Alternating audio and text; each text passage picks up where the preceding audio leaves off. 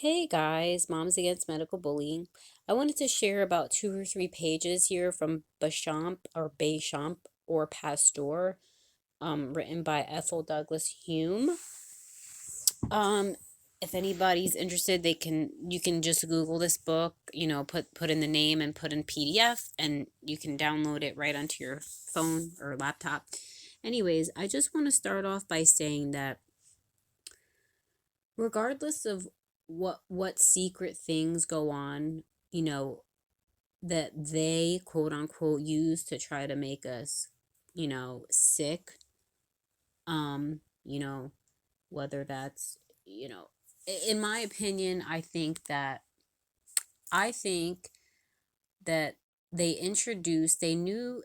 when I say they, I mean the controllers, the rulers, the people who make decisions about the world we live in. We don't really make those decisions, I don't think. And I'd like to also say that I don't believe in being a victim, in the victim mentality, right? I'm more than a conqueror. We are more than conquerors in Christ Jesus. Um, God loves us. So I just want to say that I think they knew they were going to introduce a new stimuli into our environment. I mean, some people think that stimuli is a V. I'll use the word V, VIRUS. Yeah, that. Um, but if we travel down that road and look into the things about that theory, that doesn't seem to add up either. And that's a theory propagated by them. So I think that they gave us that because they knew they were introducing something new and people could have various effects from it. Now, everybody can respond differently to this stimuli. I think that's why the symptoms are so, varied. Basically, it can be anything, right? Anything is it.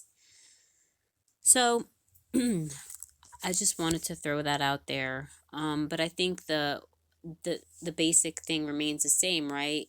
Probably Amanda Volmar might agree, is to try to maintain your body, maintain your terrain so that you and maintain your mind too, maintain your beliefs, maintain your thinking and how you're feeling. Take care of yourself. So that you can be well and combat this stuff, right? So that your body can go through its processes the way it needs to. Anyways, moving on. So I'm going to read here page 242. I forget what chapter this is. Sorry. Let's see. So this is chapter 13, which is called Microzymas in General.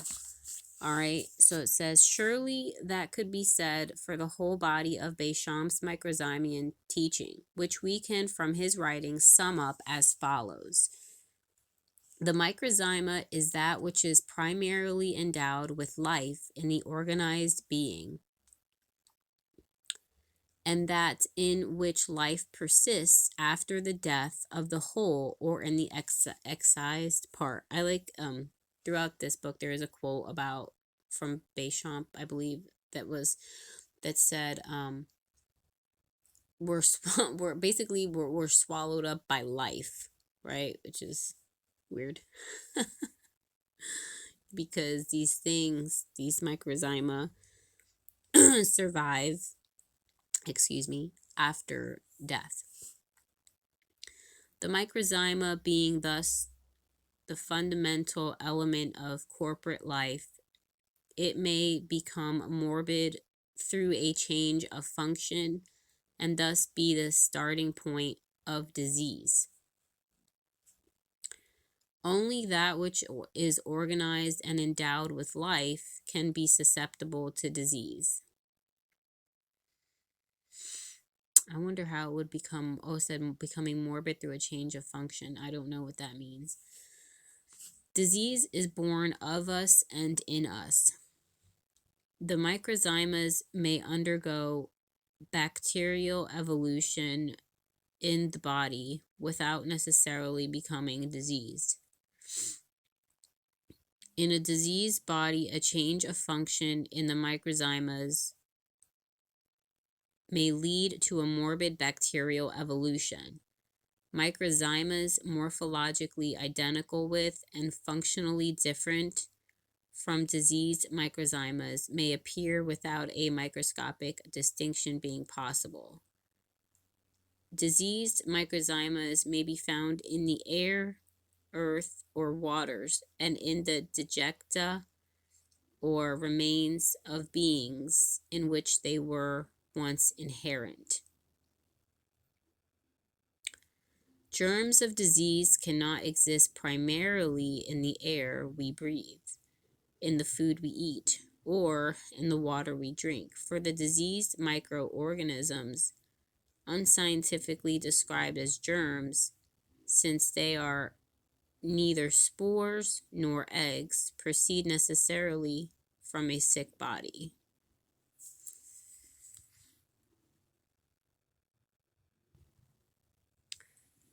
Every diseased microzyma has originally belonged to an organism, that is, a body of some sort, whose state of health was reduced to a state of disease under the influence of various causes, which determined a functional change in the microzymas of some particular center of activity.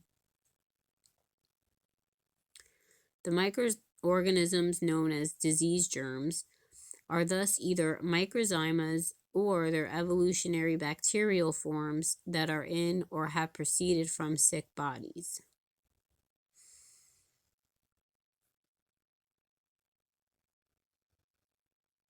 Interesting. The microzymas exist primarily in the cells of the diseased body and become diseased in the cell itself. So I feel like they're saying if you find a diseased germ, it's because it came out of a diseased body.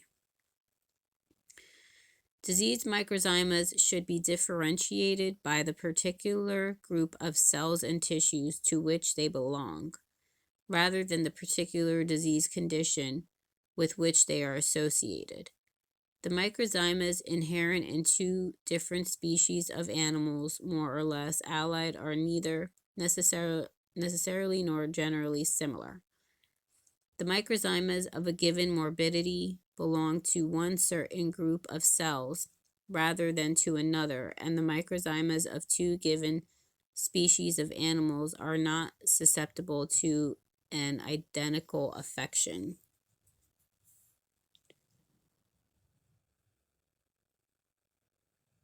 Whoa, what happened? Hold on. Okay, here we go. I got my spot again. My phone went bonky. Okay. Such, in summary, are the propositions that form Bechamp's basis of pathology. Needless to say, he put none forward as an untried theory. Each was founded upon precise experimentation and observation. In spite of the hold of Pastorian dogma over the medical facility, scientific minds here and there confirm fragments of Bechamp's teaching without knowledge of it from their independent studies. In this connection may be quoted the evidence before the Royal Commission on Vivisection of Dr. Granville Bantock, whose reputation needs no comment. He said, quote, "Bacteriologists have discovered that in order to convert filth or dead organic matter of any kind into harmless constituents, nature employs microorganisms or microbes as her indispensable agents. In the modern septic tank, it is the action of the microorganisms, whether aerobic or anaerobic, that dissolves the sewage, and it is the continuous action of these microbes that converts all manure matter into the saline constituents that are essential for the nutrition of plant life." After several examples, Dr. Bantock continued, "The microbe in its relation to disease can only be regarded as a resultant or concomitant." And after quoting many instances of error of diagnosis through reliance on bacterial appearances, he stated, Is it not therefore reasonable to conclude that these microorganisms are certainly not causative of disease? He also said, I am bound to accept as a matter of fact the statements made as to the association of the Lafleur bacillus with diphtheria. But to say that their presence is the result of the disease appears to me to be the more sound reasoning. Then again, we may quote the practical observation of the great pioneer of nursing, Florence Nightingale. Oh my gosh, why is my phone doing this? Okay, there we go. Then again, we may quote the practical observations of Florence Nightingale, quote, is it not living in a continual mistake to look upon diseases as we do now as separate entities which must exist like cats and dogs, instead of looking upon them as conditions like a dirty and clean condition, and just as much under our own control, or rather as the reaction of kindly nature against the conditions in which we have placed ourselves? I was brought up by scientific men and ignorant women distinctly to believe that smallpox was a thing of which there was once a specimen in the world, which went on propagating itself in a perpetual chain of descent, just as much as that there was a first dog or pair of dogs, and that smallpox would not begin itself any more than a new dog would begin without there having been a parent dog. Since then, I have seen with my eyes and smelt with my nose smallpox growing up in first specimens, either in closed rooms or in overcrowded wards, where it could not by any possibility have been caught, but must have begun. Nay, more, I have seen diseases grow up, and pass into one another. Now, dogs do not turn into cats. I have seen, for instance, with a little overcrowding, continued fever grow up, and with a little more, typhoid fever, and with a little more, typhus, and all in the same ward or hut. For diseases, as all experience shows, are adjectives, not noun substantives.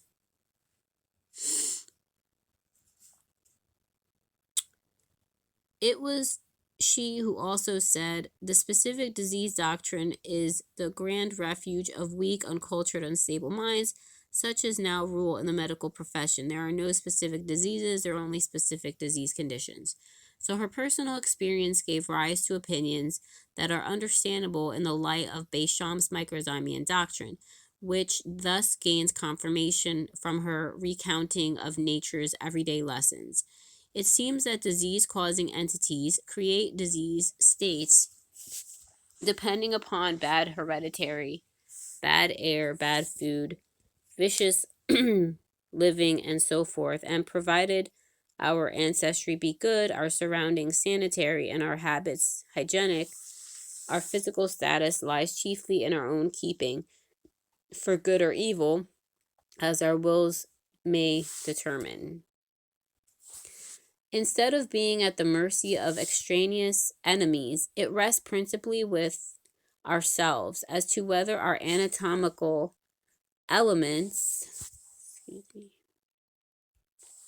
the microzymas, shall continue on the even tenor of their way when our basic condition is healthy, or from a change of environment in their immediate surroundings develop morbidly, producing bad fermentative effects and other bodily calamities.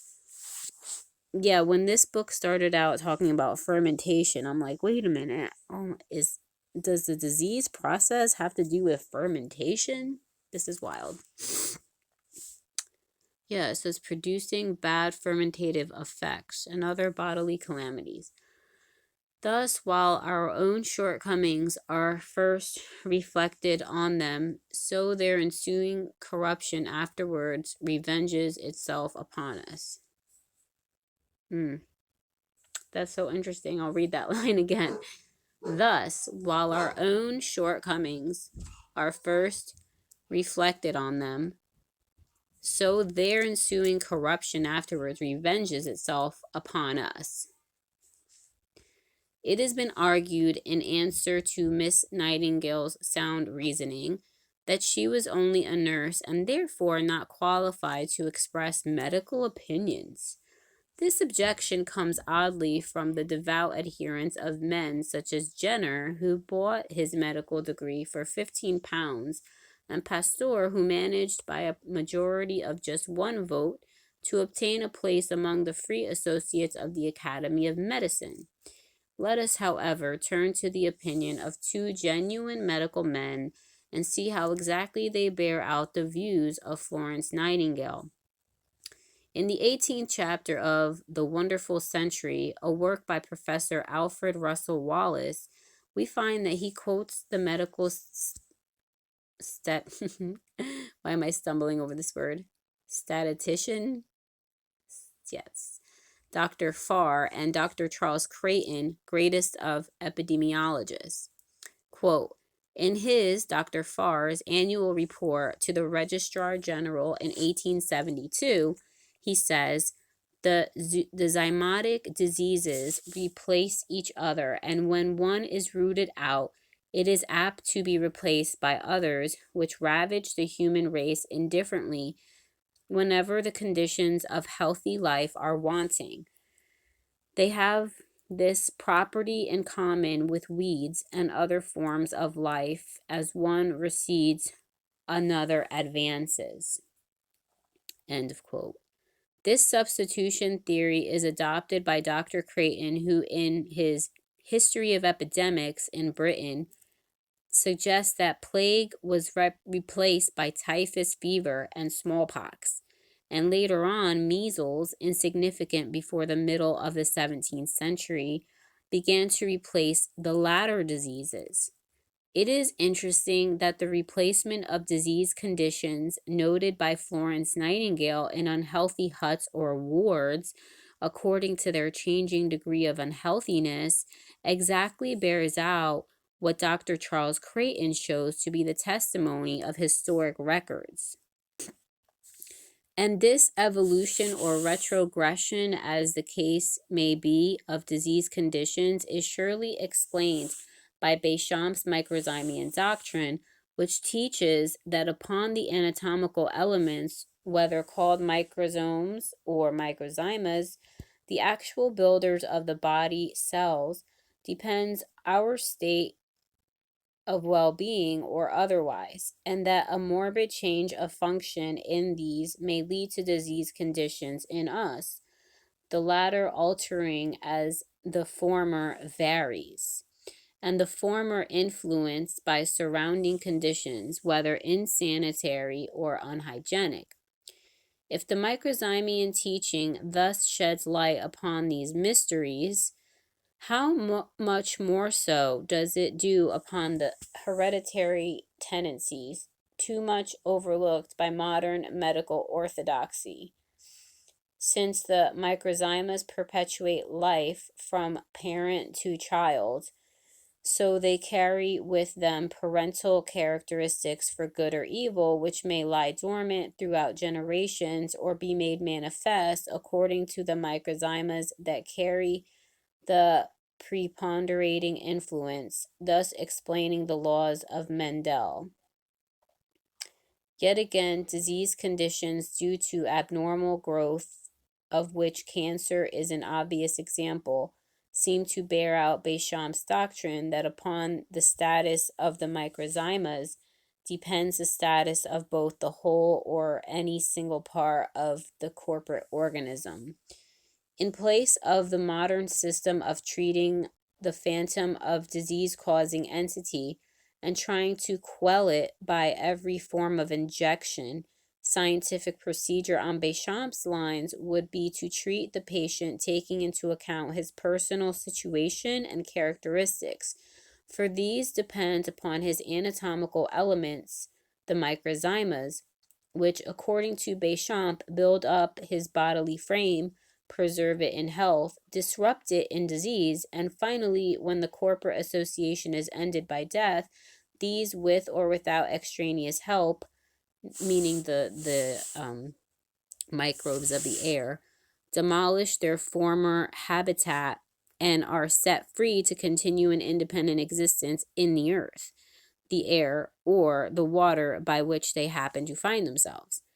Any morbidity which may be in them or in their evolutionary bacterial forms is quickly dispelled by fresh air.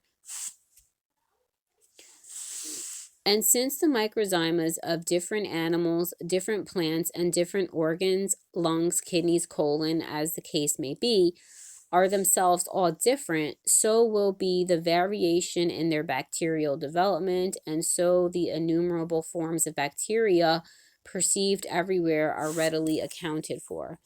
As the British Empire or the United States of America or the Republic of France is composed of innumerable varying individuals, so the corporate body of plant or animal is an association of living entities, and as the work of myriad individuals composes the life processes of the nation, so the action of the microzymas constitutes the life processes of all corporate beings. What might the sciences of life and disease have been had? Oh, excuse me, I'll reread that. What might the sciences of life and disease have been had Bechamp's belief been developed instead of stifled under the jealousy of Pasteur? We will now look at some modern research that bears out various of Bechamp's teachings. I'll stop there and I'll be reading that next chapter, I guess, later.